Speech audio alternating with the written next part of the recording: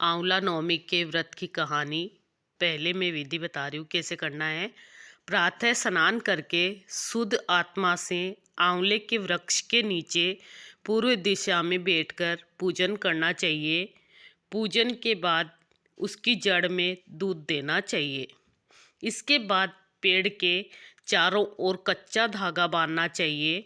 कपूर बाती या शुद्ध घी को बाती से आरती करते हुए 7 बार परिक्रमा करनी चाहिए।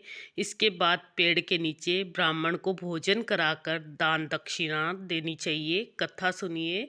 आंवला नवमी की जय। काशी नगरी में एक निसंतान धर्मात्मा तथा दानी वेश्य रहता था। एक दिन वेश्य की पत्नी से एक पड़ोसन बोली, यदि तुम किसी पराये लड़के की बलि भैरव के नाम से चढ़ा दो तो तुम्हें पुत्र की प्राप्ति हो सकती है। यह बात जब वेश्य को पता चली तो उसने अस्वीकार कर दिया, परंतु उसकी पत्नी मौके की तलाश में लगी रही। एक दिन एक कन्या को उसने कुएं में गिराकर भैरव देवता के नाम से बलि दे दी। इस हत्या का परिणाम विपरीत हुआ। लाभ की जगह उसके बदन में कोढ़ हो गया। लड़की की प्रेतात्मा उसे सताने लगी। वेश्या के पूछने पर उसकी पत्नी ने सारी बात बता दी। इस पर वेश्या कहने लगा, गोवध, ब्राह्मणवध तथा बालवध करने वाले के लिए इस संसार में कहीं जगह नहीं है।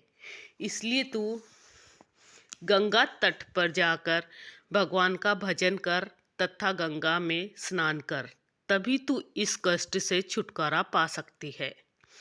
वेश्या पत्नी गंगा किनारे रहने लगी। कुछ दिन बाद गंगा माता वृद्धा का वेश धारण कर उसके पास आई और बोली, तू मथुरा जाकर कार्तिक नवमी का व्रत तथा आंवला वृक्ष की परिक्रमा कर तथा उसका पूजन कर। यह व्रत करने से तेरा यह कोढ़ दूर हो जाएगा। वृद्धा की बात मानकर वेश्या पत्नी पति से आज्ञा लेकर मथुरा जाकर विधि पूर्वक आंवले का व्रत करने लगी। ऐसा करने से वह भगवान की कृपा से दिव्य शरीर वाली हो गई तथा उसे पुत्र प्राप्ति हुई। आंवला नवमी की कहानी सुनाई मैंने। जय श्री कृष्णा।